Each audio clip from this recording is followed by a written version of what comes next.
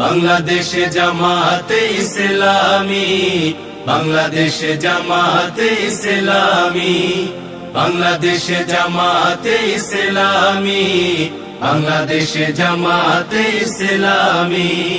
গড়বে গড়বে আল্লাহর হুকুমত, গড়বে গড়বে খেলাফতে রাশেদা, জনগণ নন্দিত আগামী, কোরআনের কাঙ্ক্ষিত আগামী, জনগণ নন্দিত আগামী, কোরআনের কাঙ্ক্ষিত আগামী।